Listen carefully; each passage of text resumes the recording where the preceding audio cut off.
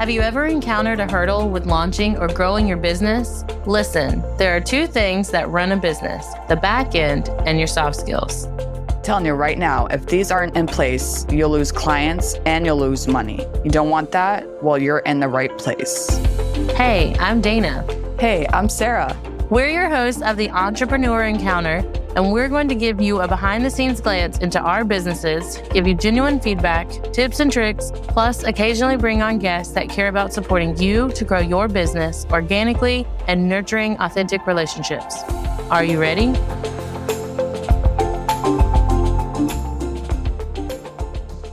Hey everyone, welcome back to another episode on the Entrepreneur Encounter. Today, we're doing things a little bit differently. It's just one part of our duo, Dana. Sarah couldn't make it, but we do have an amazing guest lined up for you.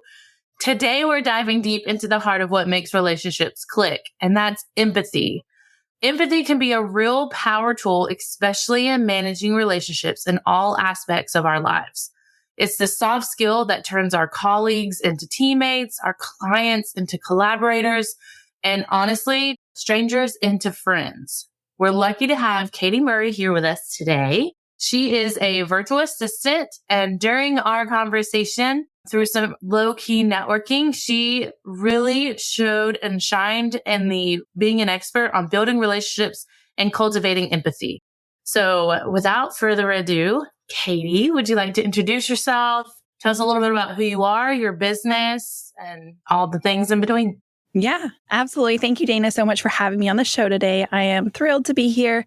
And today's topic of empathy is totally my jam. So just to give a little background, I started as an entrepreneur like over a decade ago with a photography business. It grew exponentially. 2020 and 2021 were probably my biggest years ever, which was crazy because especially for 2020, I had a newborn and we had a world pandemic and. So pretty cool, though, that it was able to be an amazing year for the business. And then in 2021, my husband and I co-founded Katy & Co., which is a virtual assisting firm. So I manage the team of our virtual assistants and we work for other entrepreneurs, basically because in photography, I learned very quickly that I'm very passionate about business, not necessarily what that business is, but the business aspect, the analyticals, the building, the marketing, all of those things. And so I wanted to apply it to other people and help them grow their businesses. On a side note, I am a wife, a mother, and a full-time human resource professional. In my private organization, I'm the head of human resources. So again, empathy is my jam, and I'm excited to talk about it today. I guess a couple other things to say is with photography, I've been featured in over 30 publications, including People magazine, and I've been featured in a number of large and top-rating, high-ranking podcasts as well. So it's been a really fun journey, and I'm excited to just be a part of your journey and bring Dana into that and get to know her as we chat today. So someone earlier today called our podcast, and really any podcast, our stage. So I'm super excited to have you on our stage. And I don't think I realized how many multi-passionate projects that you were working on. I knew you were a photographer turned virtual assistant, and we bonded over that because I am also a virtual assistant. But as I was looking at your website again, I didn't realize that you also niche in Pinterest management. Yeah. And I want to catch up with you after this just for that, because I'm diving into Pinterest as a service. So with all of the things that you utilize, the nonprofit work, the multi-different businesses that you work with, can you explain empathy from your point of view? And I'm really interested to see or learn if it changes depending on the hat that you wear. So not that empathy really changes, but is the way you view situations, step into someone else's shoes. Does it change when you're wearing your nonprofit hat versus your photographer versus your virtual assistant? So empathy is something that it took me a little bit to get my head around because we have sympathy, we have compassion, we have empathy, we have all these things. And what are those? And it's funny because oftentimes people are like, oh yeah, I'm totally sympathetic. What are you talking about? I'm like, no, that's different. So for me, with empathy, I believe that it's just that ability to really understand and share the feelings of another person. So sympathy is more kind of showing compassion or sorrow, maybe saying I'm sorry if somebody lost somebody or had a hardship. But empathy to me is really being able to be relatable and showing that compassion and that relatability at the same time while also having some level of sympathy, if that makes any sense at all. But basically, if you come to me and tell me something about something and I'm like, oh, Dana, that must be rough. To me, that's just kind of point blank. Maybe that's sympathy. But you can take it a step further and be like, Dana, I can relate to that. Maybe, for example, because you say you're wanting to step into Pinterest, I'm like, you know what? A couple years ago, I found myself falling in love with Pinterest, but boy, is it challenging. So I totally get that you want to niche down into that because it's such an awesome market to be in. So it takes that conversation, and instead of just being like, hey, I'm sorry, or hey, I understand, but actually putting that relatability into it, stepping into their feelings and almost joining them in those feelings. Then the second part of your question is if that changes for me when I'm wearing my different hats. Not really. I don't think so. I think in my human resource profession, so much of what I do is based on empathy. And I found that it pays out in dividends in this role because people trust me and want to come to me, and they maybe want to seek my advice, or they want the comfort from me and they want to be heard by me, which is really great. But that's the same way with my virtual assisting firm. I have business owners who want to be heard. They want to problem solve, and I can relate to that. So it's just across the board, but maybe the context of the conversation changes, but the empathy is there and probably in the same intensity in most situations when I approach them. Gotcha. I love that. So as I was looking more into empathy, I discovered that there's two, pillars that fall under empathy. One was emotional, where you actually feel their emotions. And I have a friend who will tell you that I'm not emotional. So this one is actually a little more difficult for me. I'm very much in more of the second, which is cognitive, where you understand their perspective and thought process. I have always been a person that really likes to dive deep into the psychology of, well, why did you do that? How did we get here? What was your thought process? So when I'm in a discussion, even with my husband, I'm constantly playing devil's advocate. Like, I hear where you're coming from, but maybe this is what they actually meant. And you're just responding emotionally instead of trying to understand what's going on.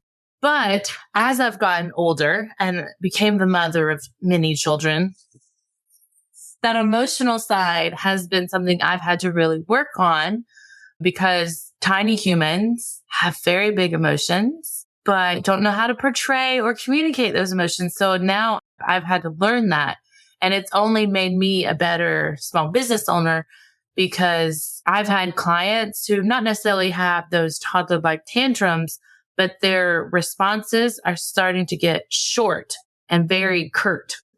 And I'm like, why are we feeling this way? What's going on? Is it work related? Is it personal related? Do I need to take a few extra things off of your plate so you have time to focus on that? Like, it's really helped, like you said, build that trust that I have them, that their work is just as important to me as it is to them. So how do you cultivate this superpower of empathy on a daily basis? I think that you speak to the two, types of empathy. And I think that there's like a third one, depending on what you look at, because I know on the internet you have so many.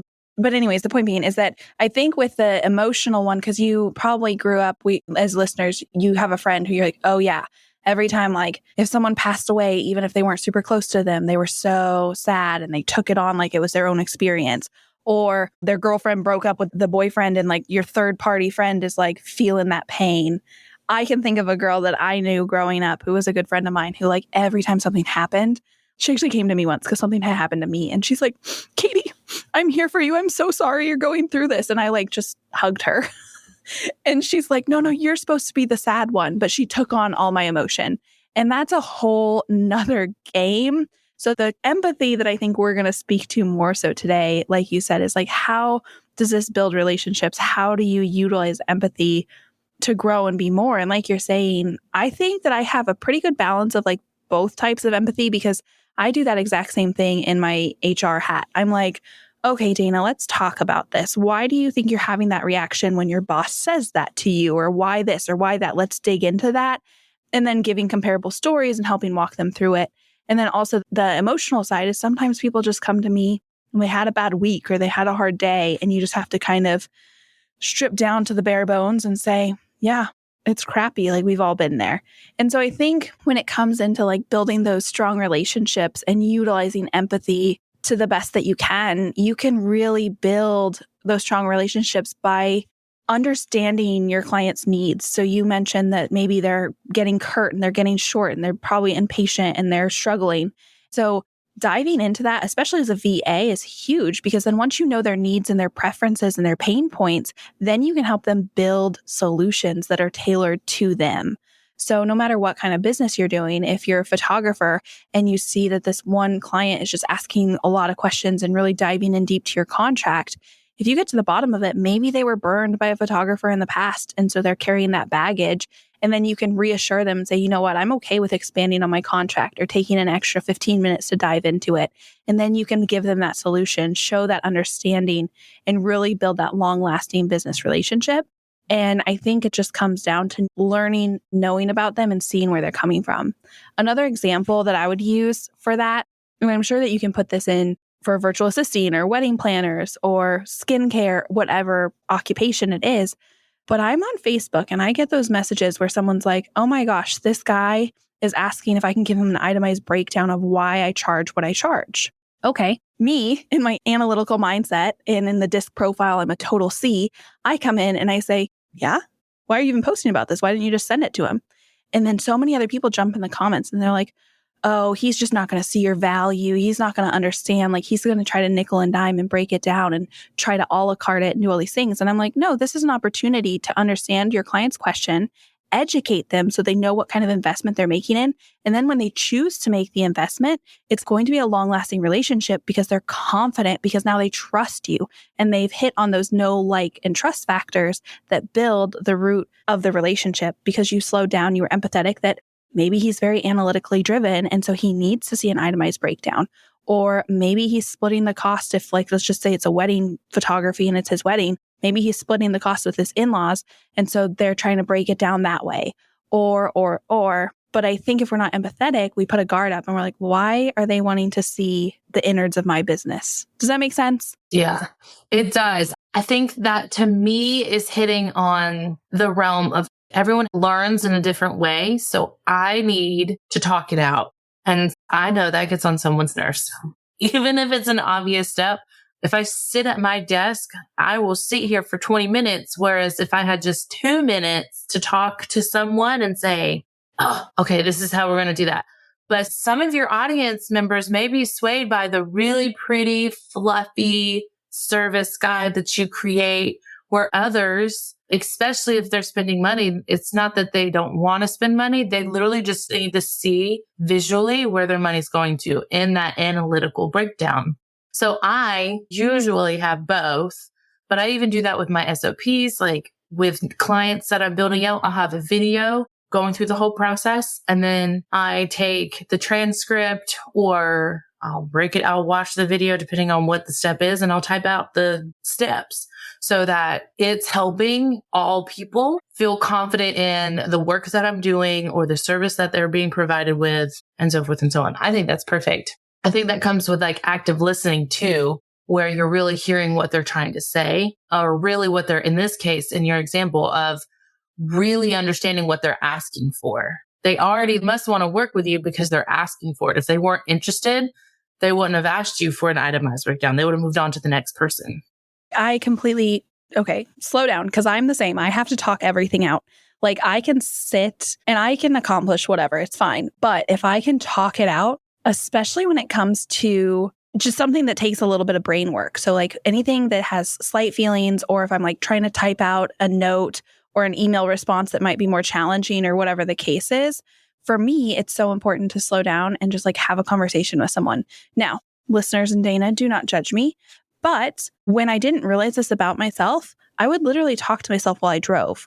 Like if I had to have a big girl conversation at work and I needed to sort through it, I would talk through it out loud in my car, planning kind of what I was going to say, how I was going to ask my questions, because that was super helpful for me. So with that, number one, I'm with you right there, Dana. I totally understand that side of it. But then secondly, you're right. Like if they're willing to take the time to have a conversation around the itemized list, that's because they just want to be educated. And if we can put on our empathy hat and say, especially like for me, for photography, the average investment's almost $5,000. So that's a huge investment. So I want them to ask questions before they sign on the dotted line. I want them to make sure that they're making a decision that they want to stick with.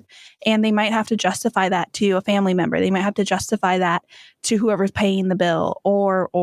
Yeah. So just slowing down and being empathetic is so important. Also, and this might be a little bit of an unpopular opinion, but in our VA services, I also offer walkthroughs of every single thing that we do. So like, depending on how intricate you want to get and stuff, but we had a client last season. She's like, I want you to do our Instagram, but I also want to learn Instagram. So I just slowed down every single time, multiple times. We scheduled it out and we did account for the hours. And so I was paid for it, but we spent the time teaching her how to do exactly what we were doing. And I know that a lot of businesses want to be more hush-hush because if you train your client how to do exactly what you're doing, they don't need you anymore. But I'm a firm believer that people need to outsource and delegate. So if I can empower them to know what they're doing and how to do it, and they still choose to work with me, then they have more respect for the work that I'm doing for them. Then they understand how I'm billing, why I'm billing what I bill. And then they have a full understanding of, okay, this is what goes into it. I am like the most honest, transparent person, even to my own detriment when it comes to those things, because I'd rather work with someone who knows my value, knows my worth, and then wants to continue working with me for it. So again, that empathy allows you to slow down and say, okay, Dana, I see your pain points. Let me help you through them. And this is how I can serve you. And then builds that relationship. I think as someone for myself who also like sees multiple sides and looks for the benefits in almost every situation, very much silver lining, I feel like having that conversation and really talking it out, it gives you the ability to repurpose content because I guarantee that's not the only person that has these questions. So you can already pre-educate them in your social media content, your newsletters. If you do TikToks, now you have TikTok content, like reels, all of that stuff. But if you did take the time, you didn't get frustrated with them and they do work with you with that trust and confidence, you have a strong referral partner now. It takes that one happy client and you might fill your whole calendar because you took the time to empathize and solve their problem of not fully understanding what all is included in this $5,000 package that you have. I don't know. I always look to see how I can work smarter and not harder. And by taking that, then I've broken something down.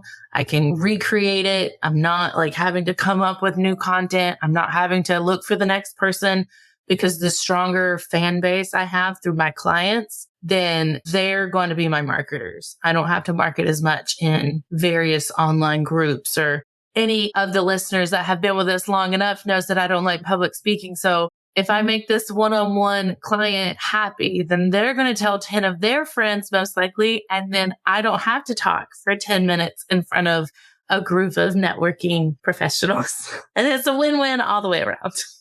Oh yeah. Word of mouth is the strongest and most best form of marketing, in my opinion. With that, if you're okay with it, Dana, then we can transition into the practical tips. You know, your listeners might be like, okay, cool. You guys are saying empathy's great. And Dana, you're getting all these word of mouth referrals and it's saving you some heartache. The other thing that I'll just tack onto that too is if you're creating all of those resources for quote unquote yourself / your client, if you were ever brought in your team, you already have a lot of opportunity then to utilize SOPs, because that's what we do. I build out SOPs both in my professional world in HR, but then also in my business, because we have a couple team members who help with the virtual assisting firm. They know basically what I want and how I do it. And so it's an extension of me. So they're still getting Katy, quote unquote, and co, because that's the name of my business, and getting what they want. But I'm also able to then delegate to my team members. So I'm not doing it all. So like you said, it creates content. You can make reels and TikToks and you can utilize it. You can do a blog post. You can do so much with that. And it's training your own team members if you ever go down that route. Because like, if you already have all that content and then you hire 5 people, here you go. Here's basically our employee manual or a how-to book, which I think is really cool. Oh, that's perfect. I think an additional benefit following with that is obviously, we talk about this in almost every single episode, but better communication. So empathy is going to let you facilitate open and honest communication. So in theory, win-win for everyone. There's fewer misunderstandings and more productive interactions. You're also going to be able to have effective conflict resolution because you're understanding each other and everyone is pro find a solution that works for everyone versus it's my way or no way. I don't care what you're saying. This is how we've always done it. This is what we're going to do. So then, which ultimately then builds a strong team where everyone's feeling valued, supported, and collaboration is just skyrocketing. Yeah, there's so many benefits. I have a podcast as well, and I write outlines, and I've spoken to empathy a little bit. And we've hit on stronger client relationships. You named more. And again, I'm going to piggyback effective communication with team members. The enhanced customer service is huge, or client services. You have innovative problem solving because empathy basically encourages you to view challenges from a different perspective, which then also leads to adaptable leadership because now you're more adaptable because you're understanding those evolutions of problem solving, and it just builds and builds and builds. Which I could go on and on for like 2, 3, 4 hours about this. I'm the opposite of you, Dana. I love public speaking, so I'm here for this. And we talked about like cultivating the brand loyalty. I think that's a huge one as well. And you mentioned like the conflict resolution. And then, yeah, brand authenticity as well. I think that empathy really builds on because then you're being real and relatable in all forums if you are. And again, I could go on, but I know another thing that we want to hit on is practical tips. And so I have a couple thoughts on that because I feel like we're really talking to why you should be empathetic, but maybe we pivot into the how. Is that okay, Dana? Does it? Yeah, I think that's going to be a great ending point is essentially giving everyone homework on how they can implement the whys and have a successful how-to. Yeah, awesome. So I think the first thing would be active listening. You have to actively listen. Like Dana and I talked about, you have to be hearing what their issue is, what their pain point is, what they need help with so that you can help them find the solution and build from there. And part of that is putting yourself in their shoes. So if you're like, okay, Katy and Dana, I hear you. I want to be empathetic, but what do I do? Start by actively listening. And then when you hear them, imagine yourself in that position. So Dana, you're breaking into Pinterest management. I would put myself in your shoes. Okay, I'm breaking into a new niche. I want to build from that. I want to grow that. What is she thinking? She's probably thinking she has to market that way. She's thinking that she has to showcase that. She probably has to build her own Pinterest so that it grows so that she can showcase that to her clients and like put yourself in their shoes so that you can really pull from that. Mm-hmm. I think tying in active listening, some things to really try to do, I have to tell myself these things as well, is put your phone down or whatever shiny object might be in your hands and put it down so that you can make eye contact and like you're listening to understand as opposed to listening to respond. You're not just waiting for your turn to talk. What you're going to say is going to have value. Another thing that I say a lot to my kids is what would you be feeling or what would you need in this situation? If your clients were talking to you the way that you're talking to them, or if they were trying to explain something to you in the same manner, how would you be feeling right now? Would you respond in the same way? Would you be more understanding? And that's your guide as you actively listen. Attention service-based entrepreneurs, unleash the power of Pinterest with a professionally optimized business account. In case you're new here, my name is Dana, co-host of Entrepreneur Encounter, and I want to be your Pinterest setup specialist. Together, we will tailor your Pinterest presence to your brand and audience, optimize your profile with captivating visuals and descriptions, develop a strategic pinning plan to reach your target audience, and then integrate Pinterest with your other marketing channels so you can repurpose instead of working harder. Then, if you love your Pinterest account setup, I do have ongoing support packages for continued success. So if you've been wanting to unlock Pinterest potential for your wedding planning business, contact me at my website, ddvirtualmanagement.com, and we can get started. Another thing, I'll make it a little personal, like my husband and I, when we get in arguments, he tends to have to play back the scenario that got us there. And if I'm listening to respond, I will hear him say like, but then you said this and this and this. And then I'm sitting there thinking, he's wrong. I didn't say it like that. And then I don't hear what else is coming because I'm so ready to pounce and respond to the one first sentence that he said that I miss everything else. And I would say if you actually slow down and actively listen in any situation, but specifically if you're arguing with a spouse, like me, if I actively listen, by the time he finishes talking, I'm over that he misquoted me or whatever. And then I've moved into actually listening and then not interrupting, letting him express himself fully. And then by the time he expresses himself, I realize his intention is just as good as mine. And we just need to slow down and get on the same page. So active listening can be so beneficial in every relationship. With that, the next thing I would say is like validate the feeling. So first you listen and then you put yourself in their shoes, then you validate them because like you said with your example, Dana, how would you want to feel? So validate them. Like I understand how you can feel overwhelmed trying to manage your own social media accounts, or I understand how you can feel overwhelmed because Pinterest is an SEO or search engine optimization tool, not a social media management. And there's so many platforms out there and you have to learn so much with them. That's overwhelming. And then just validate their feelings and really put it in perspective. Like a good example is you can say like, I can see how, or I understand that, or it sounds like maybe you're feeling this and I get that, like giving those kind of validations. And then this goes into more the cognitive side of it, but ask open-ended questions, encourage that person to really dive into their feelings and share their thoughts and what kind of led them to those feelings. And I'm famous for this one, but try not to ask yes or no questions because you don't want them to feel challenged. You want them to feel validated.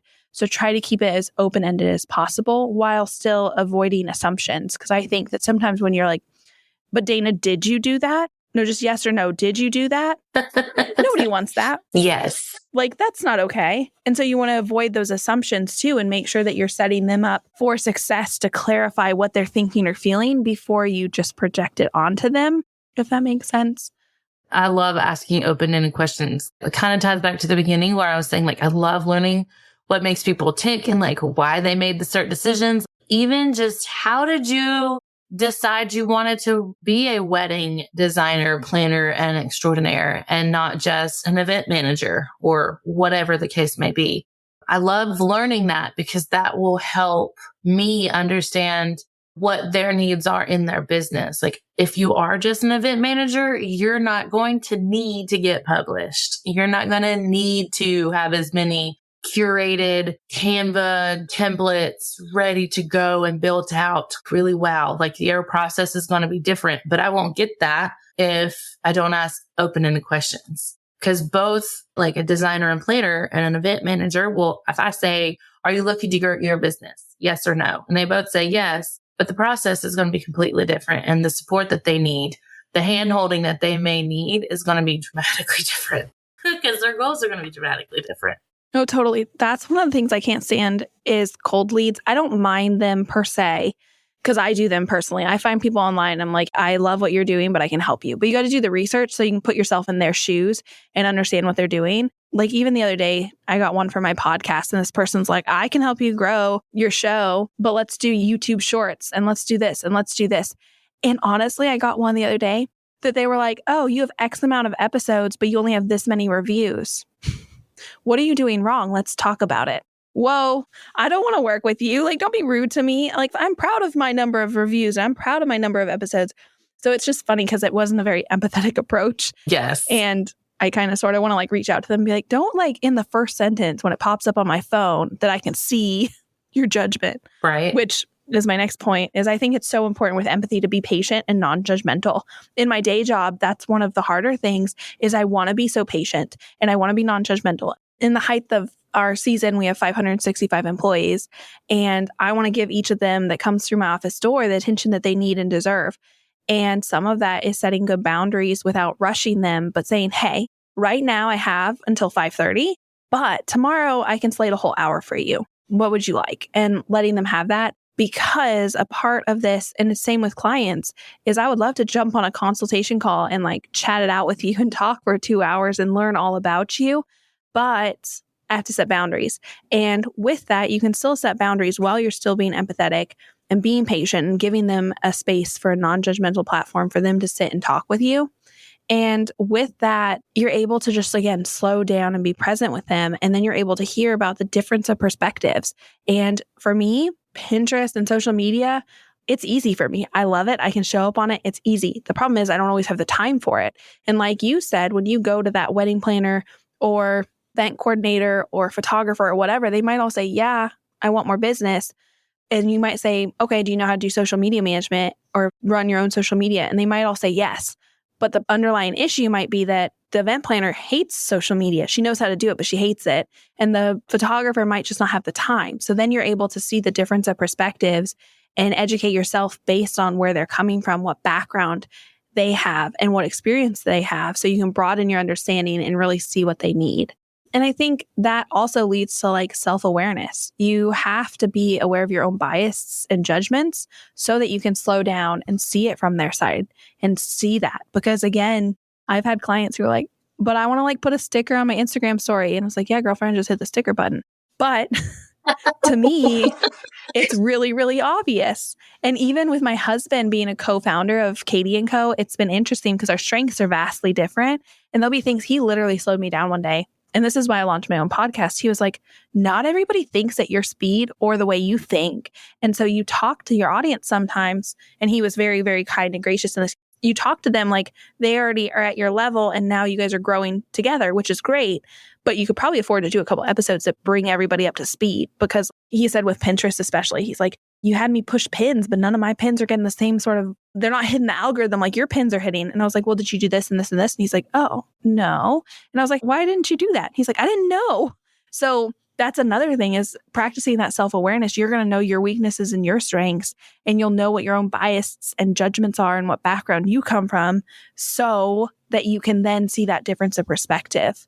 And then I think my last total tip for this topic, because I could talk forever about it, is you just really want to slow down and show empathy through your actions. You want to offer practical help and you want to offer support when appropriate. You don't necessarily want to take the burden on of them. Now, maybe if you're a VA and you're going to take the burden of social media, that's different. But you don't want to get so into the feelings and bringing it full circle. I told you about a girlfriend I had growing up that she couldn't fully support me because she was too much in the feelings. She was too empathetic. And so it turned out that I had to comfort her, even though I was the one that had the struggle. And I, no shade to that friend. I loved her dearly. Like, she's wonderful, but it forced me to then have to quote unquote be the grown up, or like be the comforter, or be the one that solved the problem. So you do want to make sure that you're being appropriate when you're offering support. You don't want to get too much into it because you don't want it to become a gossip or beep session. I don't know if you swear on your show. You can, it's fun. Everyone knows what I'm talking about. And so you just want to make sure that you're doing small gestures, maybe sending thoughtful messages, or just being present in times of need and really conveying that empathy and hearing them out, and just practicing all of the above that we talked about so that they can feel heard and understood and receptive to whatever it is you're offering them, whether it's as a business owner, whether it's in a managerial role and you're leading a team, or if it's just with your kids and your spouse. I'm a big believer of actions speak louder than words, but also small acts of empathy or small acts of kindness, small acts of honestly anything can have such a big impact and make a big difference in any of your relationships, whether it's personal or professional. When I started with any of my clients, like I send any new client I get, rather, my small act of joy and kindness, I guess, is I send a handwritten note card saying, I'm so excited to get started. Like, I slowed down long enough to not just type an email, but to handwrite it and send it through snail mail and wait anticipated on when they get it. And it's just super exciting. I feel like it makes a big impact on the value, I guess. So these are all amazing. For our listeners who would love to work with you, to follow along your own podcast and kind of see what you do, how can they find you? Well, Dana, first I'm going to hit pause on that because we're kindred spirits. I do snail mail for every photo client that I have. I send them a handwritten thank you. And then for our VA clients, I give a welcome gift with a handwritten note, and I give them an exit gift if they do decide to leave us. And it's a handwritten note because I'm so firm in that belief as well. I think it's so sweet to just slow down and take the time to get that in the mail, because we all know it's like hard enough to get emails going and staying on top of that, but like going and doing snail mail. So I love that. But thank you. Yes, I am Katy & Co. Virtual Assistant Services. You can find us at katyandcova.com, but it's Katy. So Katy and Co, KatyandCova.com. And you can also find me on Instagram at katyandco.va. You can also find my podcast, which is called Ginger Biz, Ginger, Biz, B-I-Z, because I'm a redhead, on any of the platforms that have your podcast or have podcasts where you listen. And also our Instagram, probably the most active Instagram I have is Ginger Biz. So we would love to see you guys over there. And if anyone has any questions or they just want to hop in my DMs and chat, I'm more than happy to do that. I love connecting with listeners. I know, Dana, you're experiencing this because you're a podcast host. Sometimes it's slightly one-sided when we're sitting here and just like recording, but I love getting to connect with listeners and other mediums so that we can all kind of just grow and get to know each other. So yes, so that'll be my challenge this week is for anyone listening at any stage of your journey, come and share your own experiences and tips with us in the comments.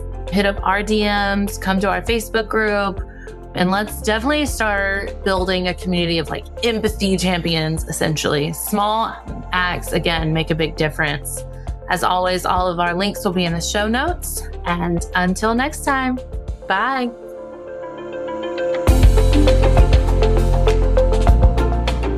Thanks for tuning in to another episode. Remember, soft skills aren't just some fluffy buzzwords that get thrown around in the corporate world.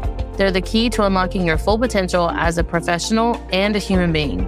Don't be afraid to invest in yourself and seek out opportunities to improve your soft skills. Sarah and I have a variety of workshops, online courses, and complimentary clarity calls for you to practice in real time with us. Links are always in the show notes. And be sure to join us next time for more insights, tips, and tricks to help you succeed in your entrepreneur encounter.